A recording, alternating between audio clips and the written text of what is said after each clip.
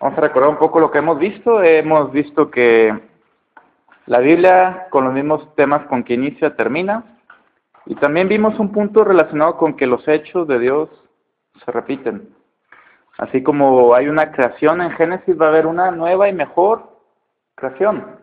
Así como hay un matrimonio en Génesis 2, va a haber un nuevo y mejor matrimonio entre Cristo y su iglesia.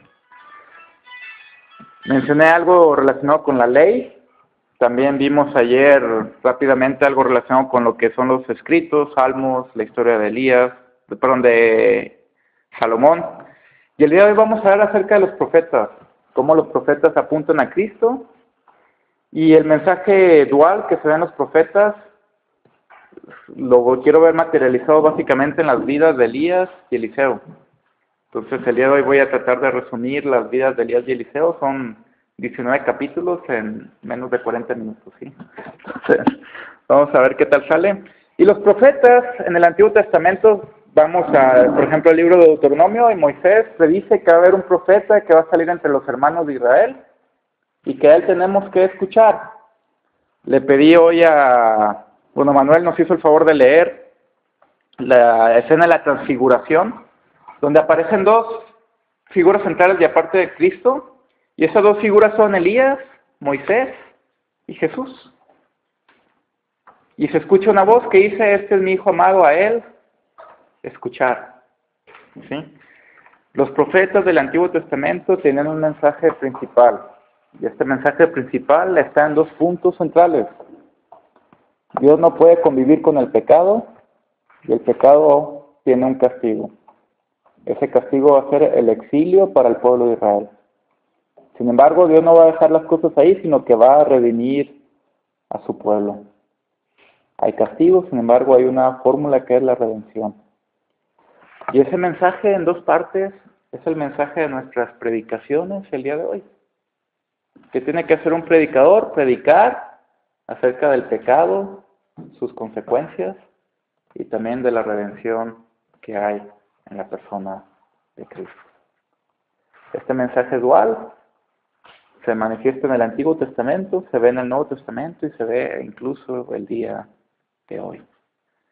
Deuteronomio 32, un capítulo increíble que no vamos a tener oportunidad de ver, es donde realmente se manifiesta este mensaje dual de forma más clara.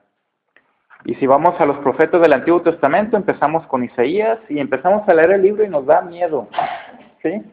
Isaías empieza a ver las visiones de la destrucción que viene. Sin embargo, empieza la segunda parte a partir del capítulo 40 con las palabras consuela, consuela a mi pueblo, hablar tiernamente al corazón de Jerusalén, decirle que su pecado ha sido perdonado. Vamos al libro de Jeremías y él está viviendo el exilio, el pecado del pueblo manifestado en esa cuestión trágica. Sin embargo, llega la segunda parte y nos habla de un pacto, un mejor pacto donde todos conocerán al Señor. Entonces, para Isaías necesitamos un mejor siervo.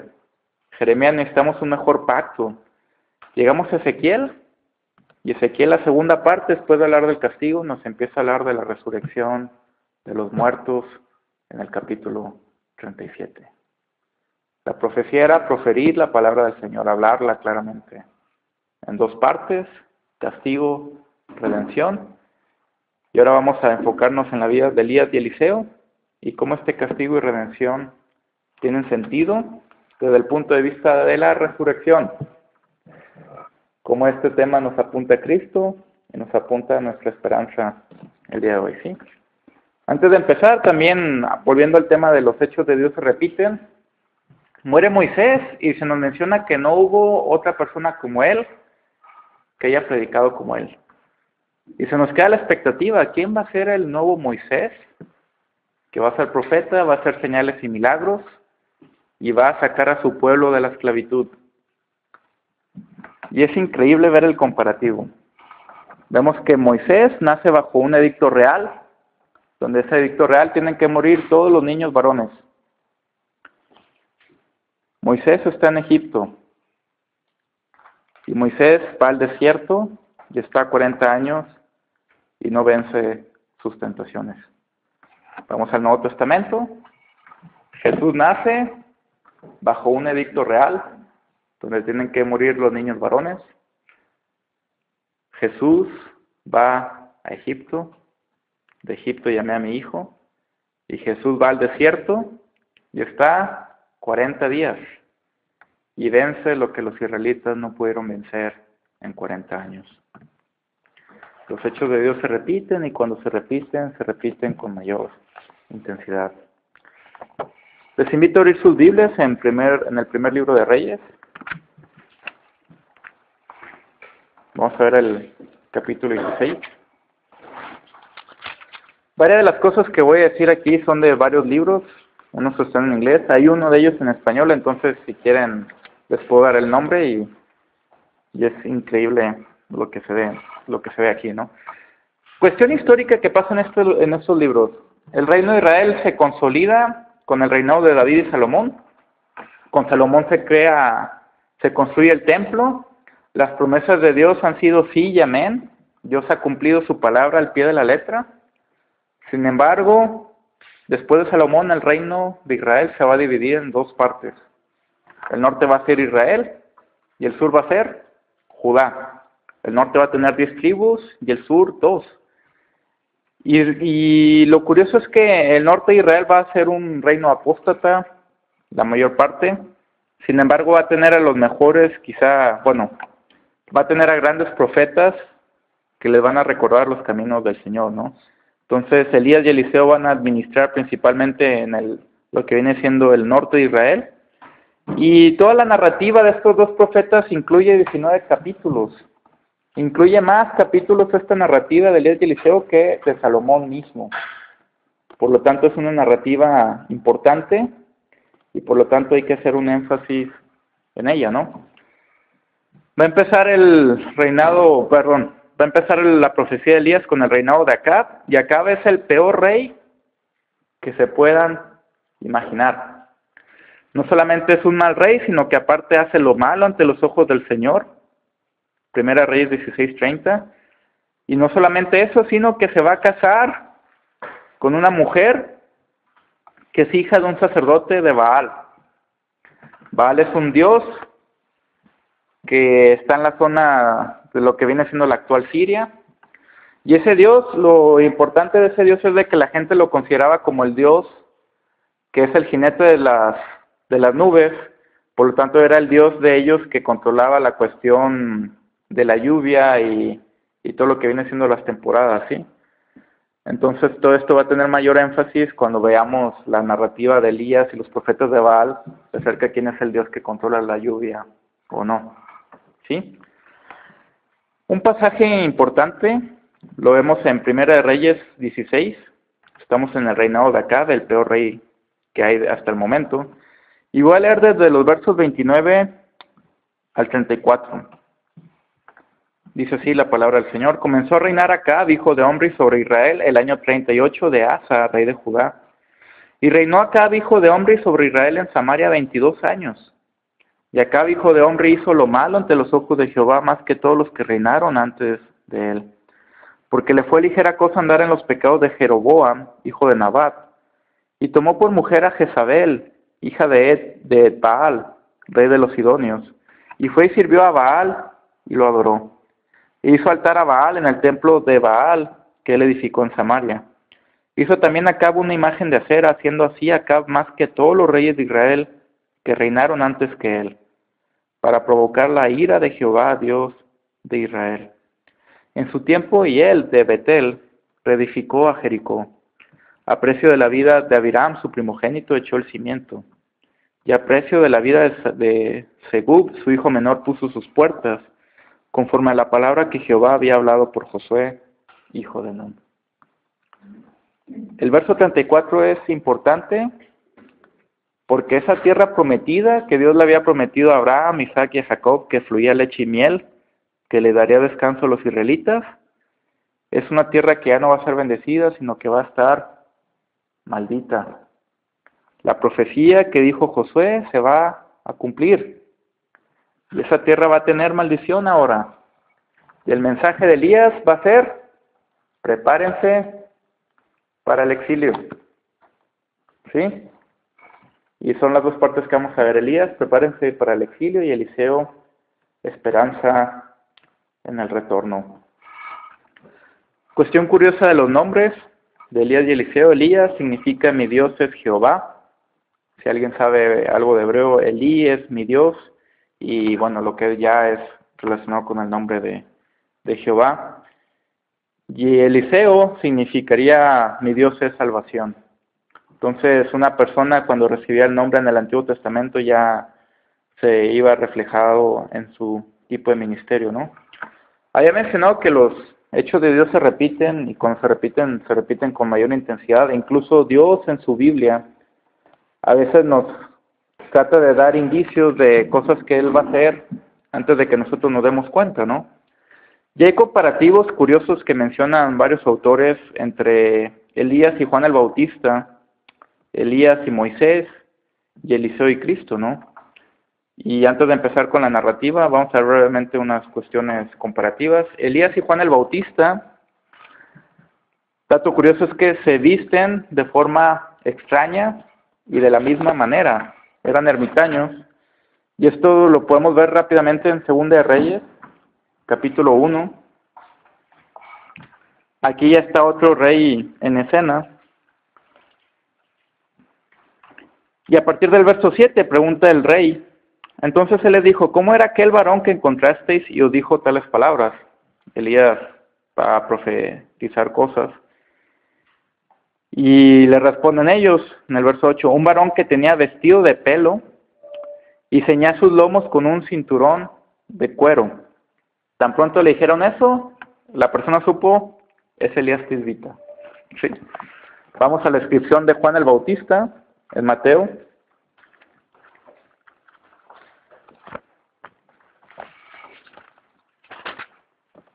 Mateo capítulo 3, verso 4. Y Juan estaba vestido de pelo de camello, y tenía un cinto de cuero alrededor de sus lomos, y su comida era langosta y miel silvestre. Dos personajes que se visten de la misma manera, que van a sentar el camino, preparar el camino para su sucesor, ¿sí? Entonces, primer punto, se visten curioso. Segundo, se enfrentan a un poder político hostil, e incluso las mujeres quieren su cabeza. Elías lo quiere Jezabel, y Juan el Bautista lo quiere, ¿cómo se llamaba la mujer? Salomé, muy bien, ¿sí? Dos, ellos van a tener a sus sucesores, o van a ungir a sus sucesores en el río Jordán. Elías antes de partir con los carros de fuego, y Juan el Bautista que va a bautizar a Jesús en el río Jordán. En ambas historias, cuando tienen la sucesión del que le sigue en el río Jordán, hay objetos voladores del cielo. Con Elías, bueno, sabemos que cae su capa y todo lo demás. Y con Jesús y Juan el Bautista se ve el Espíritu Santo en forma de paloma. Y el punto principal también de los dos es de que tienen que volver los corazones del pueblo a su Dios, al Dios verdadero, ¿sí? En el caso de Juan el Bautista es preparar el camino para Cristo, que Cristo es el que transforma los corazones y hace la comunión con Dios Padre. Y con Elías se ve en la narrativa de los profetas de Baal que él va a convertir los corazones del pueblo al Dios verdadero, ¿sí? Entre Elías y Moisés, los dos tienen una experiencia con Dios en Horeb, en una cueva, y experimentan el poder de Dios en la montaña, ¿sí? Cuando los dos son alimentados con agua y comida de forma milagrosa, los dos experimentan lo que viene siendo estar en la montaña, que haya terremotos, fuego, grandes vientos. Ambos ya están hartos y dicen que han tenido suficiente y quieren morir. Sin embargo, Dios les provee un asistente, ¿no? En el caso de Moisés les provee a Aarón, en el caso de Elías le provee a Eliseo. Y los dos desaparecen de tal forma que sus cuerpos ya no se pueden encontrar.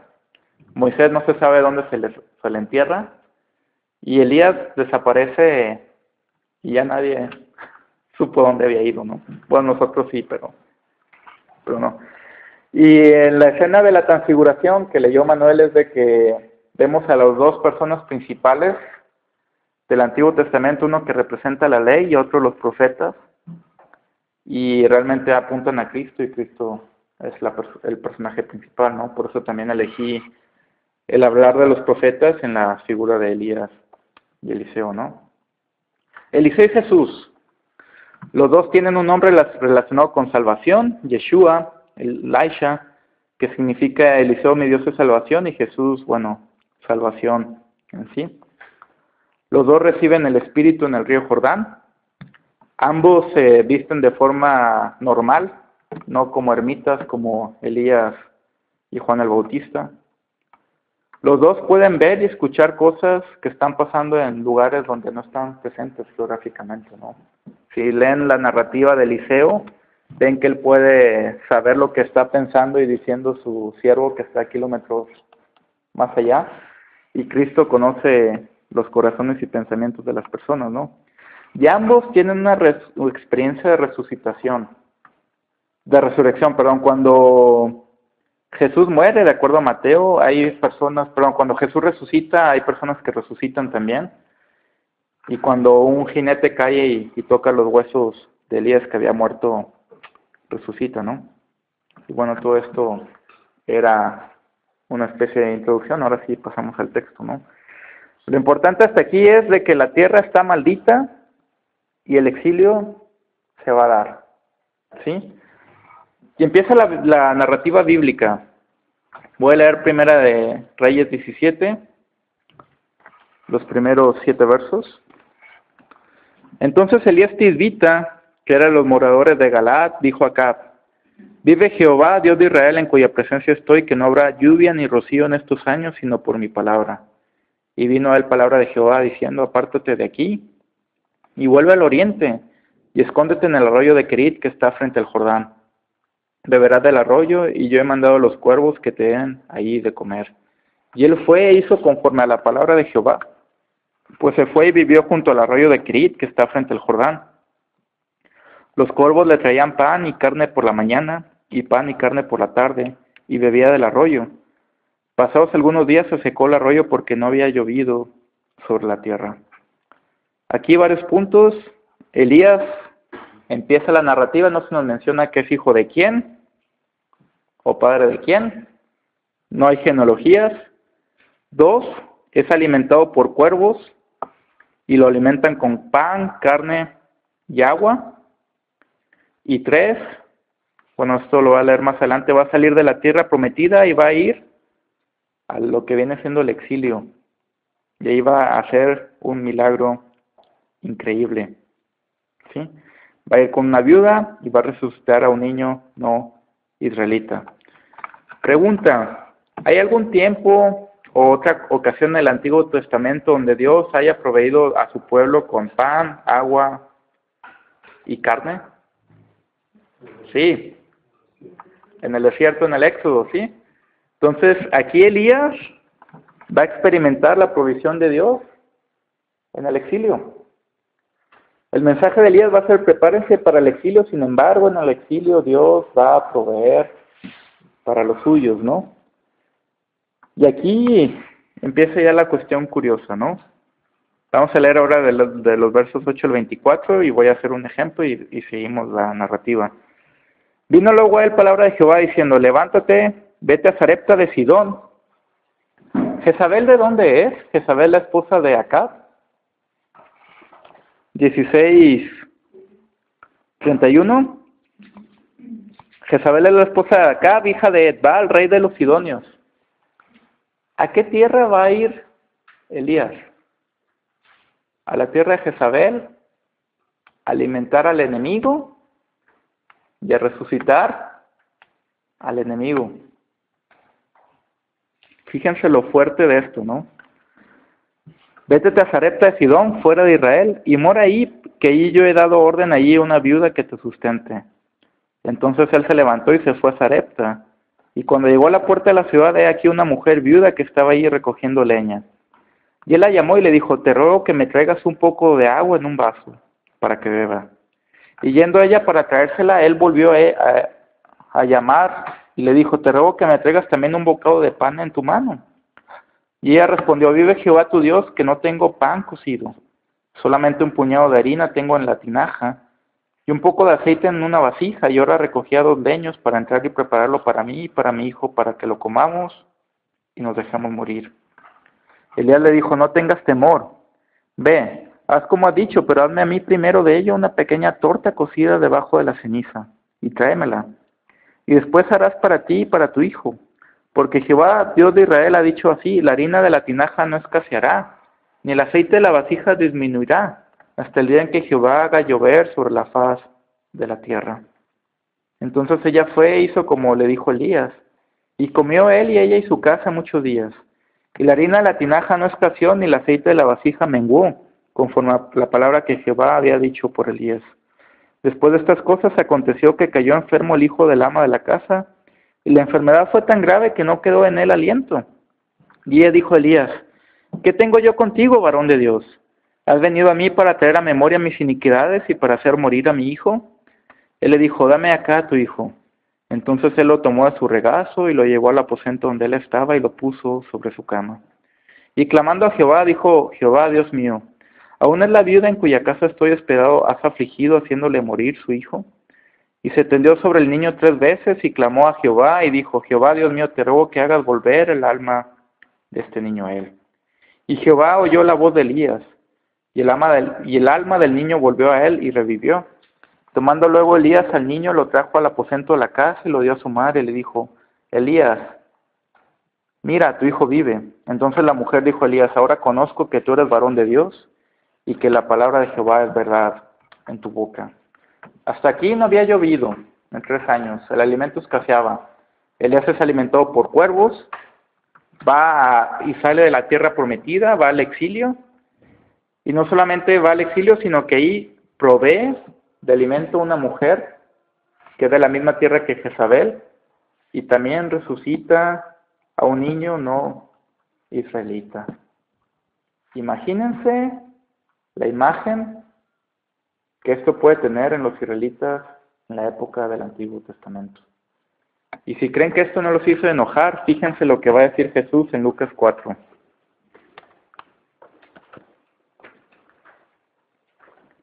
Lucas 4. Voy a leer del verso 21. Bueno, 22. Y todos daban buen testimonio de él. Y estaban maravillados de las palabras de gracia que salían de su boca y decían, ¿no es este el hijo de José? Él les dijo, sin duda me diréis este refrán, médico, cúrate a ti mismo, de tantas cosas que hemos oído que se han hecho en Capernaum, haz también aquí en tu tierra. Y añadió, de cierto digo que ningún profeta es acepto en su propia tierra. Y en verdad os digo que muchas viudas había en Israel en los días de Elías, cuando el cielo fue cerrado por 3 años y 6 meses, y hubo un gran hambre en toda la tierra. Pero a ninguna de ellas fue enviado Elías, sino a una mujer viuda en Sarepta de Sidón. Y muchos leprosos había en Israel en tiempos del profeta Eliseo, pero ninguno de ellos fue limpiado, sino Naamán, el sirio. Al oír estas cosas, todos en la sinagoga se llenaron de ira. Y levantándose, le echaron fuera de la ciudad y le llevaron hasta la cumbre del monte sobre el cual estaba edificada la ciudad de ellos, para despeñarle. Mas él pasó por en medio de ellos y se fue. Jesús, citando este ejemplo, mencionando acerca de cómo la salvación puede ser para los gentiles. Y era un mensaje tal que incluso vemos que los israelitas lo quieren matar. El exilio iba a traer buenas nuevas para los gentiles. El pueblo de Israel iba a ser dispersado y los milagros más impresionantes, de los más impresionantes que vemos en el Antiguo Testamento se dan en el exilio. Nabucodonosor se arrepiente, los ninivitas se arrepienten y hay resurrección de los muertos. Mensaje de Elías, prepárense para el exilio, ¿sí? Capítulo 18. Conocemos la historia, no ha llovido por 3 años. Baal, el dios de los sidonios, es el rey que maneja la cuestión climática, ¿sí? Y si no ha llovido en 3 años, La pregunta es, ¿qué Dios realmente tiene el control del clima? ¿Jehová, que le dijo a Elías que no llovería por 3 años, o Baal? De aquí va a venir una cuestión importante y una cuestión también profética, que es el énfasis principal, ¿no? Vamos a leer del verso 21. Desde el 20. Entonces Acab convocó a todos los hijos de Israel y reunió a los profetas en el monte Carmelo. Y acercándose Elías a todo el pueblo dijo, ¿hasta cuándo claudicaréis vosotros entre dos pensamientos? Si Jehová es Dios, seguidle. Y si Baal, id en pos de él. Y el pueblo no respondió palabra. Elías, volviendo a las mismas palabras que empleó Josué, ustedes van a decidir a quién seguir. Si realmente estas personas son Dios, vayan con ellas. Y si no, vayan con Jehová. Y Elías volvió a decir al pueblo, verso 22, solo yo he quedado profeta de Jehová, mas los profetas de Baal hay 450 hombres. Y aquí va a empezar el concurso, ¿no? Va a decirles a los profetas de Baal, ustedes maten un animal y oren a su Dios. Y yo voy a hacer lo mismo y voy a orar a mi Dios. Y si su Dios existe, va a tener que descender y va a tener que comer. Y si mi Dios existe, va a descender una columna de fuego y va a consumir todo. Y esta es una experiencia como David y Goliat. ¿Sí? Vamos a ver quién realmente es el Dios de los israelitas, ¿sí? Y bueno, si conocen el texto hebreo, es increíble cómo Elías empieza a burlar de ellos y bueno, no va a llegar a ese punto. Sin embargo, empezamos a leer desde el verso 36. Los profetas de Baal empiezan a cantar, gritar, todo, y no parece surgir nada. Verso 36. Ahora le toca el tiempo a Elías, ¿no? Cuando llegó la hora de ofrecer el holocausto, se acercó el profeta Elías y dijo, Jehová, Dios de Abraham, de Isaac y de Israel, sé hoy manifiesto que tú eres Dios en Israel, y que yo soy tu siervo y que por mandato tuyo he hecho todas estas cosas. Respóndeme, Jehová, respóndeme, para que conozca este pueblo que tú, oh Jehová, eres el Dios. Y aquí es el énfasis del ministerio de Elías. Y que tú vuelves a ti el corazón de ellos. Entonces cayó fuego de Jehová y consumió el holocausto, la leña, las piedras y el polvo, y aún lamió el agua que estaba en la zanja. ¿Cuál era el énfasis de Elías? Volver el corazón de su pueblo a Dios. La pregunta es, ¿funcionó? Vamos al verso 39. Viéndolo todo el pueblo se postraron y dijeron, Jehová es el Dios, Jehová es el Dios. ¿Se fijan cómo funcionó el arrepentimiento del pueblo? Que bueno, no sabemos cuánto duró, quizá poco, pero de momento se ve una confesión, al parecer genuina, ¿no? Entonces Elías les dijo, prender a los profetas de Baal para que no escape ninguno. Ellos los prendieron y los llevó Elías al arroyo de Cisón y ahí los degolló. Elías vuelve el corazón de su pueblo a Dios y el pueblo se arrepiente. Jezabel al escuchar esto lo quiere matar y Elías cuando sabe que un hombre lo quiere matar, ¿qué hace? Pues huye, ¿no? Entonces huye, va a la montaña, experimenta el poder de Dios al igual que Moisés, va a la cueva que tiene el artículo definido, se cree que es la misma cueva en el monte Horeb donde estuvo Moisés. Y después seguimos el contacto, ¿no? Sabemos que está ya resucitado un hijo no israelita, ha convertido los corazones del pueblo a Dios, sin embargo falta el corazón del rey, ¿no? La descripción del rey acá es de que es un rey muy malo, sin embargo vamos a ver qué es lo que acontece, ¿no? Acab después compra una viña, hace lo malo, sin embargo seguimos en el capítulo 21 y voy a leer del verso 17 en adelante. Bueno, del 18, levántate y desciende a encontrarte con Acab, rey de Israel, que está en Samaria. He aquí él está en la viña de Nabot, a la cual ha descendido para tomar posesión de ella. Y le hablará diciendo, así ha dicho Jehová, no mataste y también has despojado, y volverás a hablarle diciendo, así ha dicho Jehová, en el mismo lugar donde lamieron los perros la sangre de Nabot, los perros lamerán también tu sangre, tu misma sangre. Y Acab dijo a Elías, ¿me has hallado enemigo mío? Él respondió, te he encontrado porque te has venido a hacer lo malo delante de Jehová. Y aquí yo traigo mal sobre ti, barreré tu posteridad y destruiré hasta el último varón de la casa de Acab, tanto el siervo como libre en Israel. Y pondré tu casa como la casa de Jeroboam, hijo de Nabat, y como la casa de Baasa, hijo de Ahías, por la rebelión con que me provocaste a ira, con que has hecho pecar a Israel.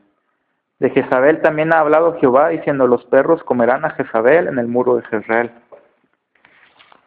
Y vamos al verso 27.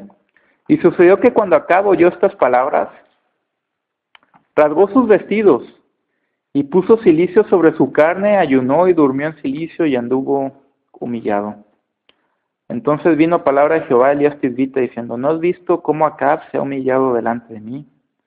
Pues por cuanto se ha humillado delante de mí, no traerá el mal en sus días, en los días de su hijo traerá el mal sobre su casa.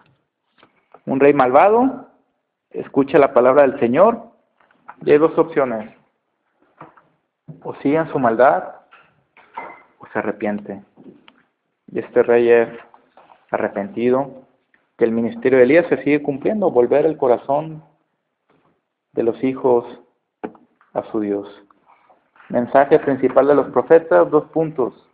El pecado tiene sus consecuencias, sin embargo hay redención. Al corazón contrito y humillado no despreciarás, Señor. El ministerio de Elías es, prepárense para el exilio. Sin embargo va a aparecer otro personaje en escena, que es Eliseo. Y llegamos a Segunda de Reyes, capítulo 2, y conocemos el texto, ¿no? Las carrozas de fuego, Eric Liddell, las Olimpiadas de París. Y aquí voy a hacer énfasis en varios versos, ¿no? A partir del verso 13, vimos que Elías sale de la tierra prometida para ir al exilio, hace un milagro ahí de resurrección. Y Elías va a tomar el mismo camino, sin embargo, en versión al revés. Va a ir desde el norte hasta el sur y va a entrar a la tierra prometida, ¿sí? Y vamos a Segunda de Reyes 2. A partir del verso 18, cuando volvieron a Eliseo que se había quedado en Jericó, les dijo, ¿no dije que yo os fuisteis? Y lo están buscando Elías. Y luego Eliseo hace el milagro de las aguas. Después, verso 23, va a Betel, una región que conocemos en la historia de Jacob. Y bueno, se da ahí otro milagro, ¿no? Entonces Elías, después de que Eliseo sube, él vuelve a la tierra prometida y va a mencionar la cuestión de la esperanza en el retorno. Y el milagro se va a ver reflejado en el capítulo 4. Así como Elías fue alimentado por una viuda, Eliseo también. Y así como Elías resucitó al hijo de una viuda gentil, Eliseo va a resucitar a un niño israelita. A partir del verso 18, esta mujer no podía tener niños, tiene un niño, y leemos del 18 en adelante. Y el niño creció, pero aconteció un día que vino a su padre que estaba con los segadores, y dijo a su padre, ¡ay, mi cabeza, mi cabeza! Y el padre dijo a un criado, llévalo a su madre. Y habiéndolo él tomado y traído a su madre, estuvo sentado en sus rodillas hasta el mediodía y murió. Ella entonces subió y lo puso sobre la cama del varón de Dios, y cerrando la puerta, se salió. Llamando luego a su marido, le dijo, te ruego que envíes conmigo a alguno de los criados y una de las asnas para que yo vaya corriendo al varón de Dios y regrese. Este varón de Dios es Elías. Llegamos al verso 28. Y ella dijo, pedí yo, hijo, a mi señor. ¿No dije yo que no te burlases de mí? Entonces dijo él a Gisei, ciñe tus lomos y toma mi báculo en tu mano. Y ve, si alguno te encontrare, no lo saludes, y si alguno te saludare, no le respondas, y pondrás mi báculo sobre el rostro del niño. Y dijo la madre del niño, vive Jehová y vive tu alma, que no te dejaré. Él entonces se levantó y la siguió, y Gisei había ido delante de ellos, y había puesto el báculo sobre el rostro del niño, pero no tenía voz ni sentido. Y así se había vuelto para encontrar a Eliseo y se lo declaró diciendo, el niño no despierta. Y venido Eliseo a la casa, he aquí que el niño estaba muerto tendido sobre su cama. Entrando él entonces, cerró la puerta tras ambos y oró a Jehová. Después subió y se tendió sobre el niño, poniendo su boca sobre la boca de él, y sus ojos sobre sus ojos y sus manos sobre las manos suyas. Así se tendió sobre él y el cuerpo del niño entró en calor. Volviéndose luego, se paseó por la casa una y otra parte, y después subió y se tendió sobre él nuevamente, y el niño estornudó 7 veces y abrió sus ojos. Entonces llamó él a Gisei y le dijo, llama a esta sunamita. Y él la llamó, y entrando ella, él le dijo, toma a tu hijo. Así que ella entró y se echó a sus pies y se inclinó a tierra, y después tomó a su hijo y salió. El mismo milagro que hizo Elías hace Eliseo, pero ahora lo hace en la tierra prometida a un niño israelita.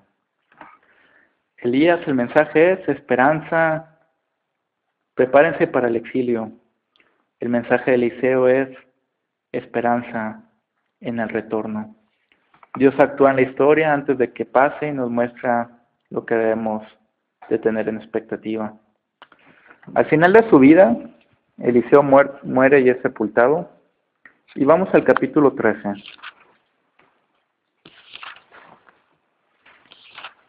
A partir del verso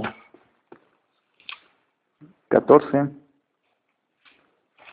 Y vamos a partir del verso 20.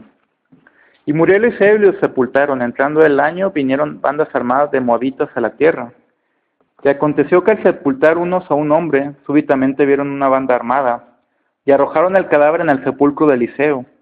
Y cuando llegó a tocar el muerto los huesos de Eliseo, revivió y se levantó sobre sus pies.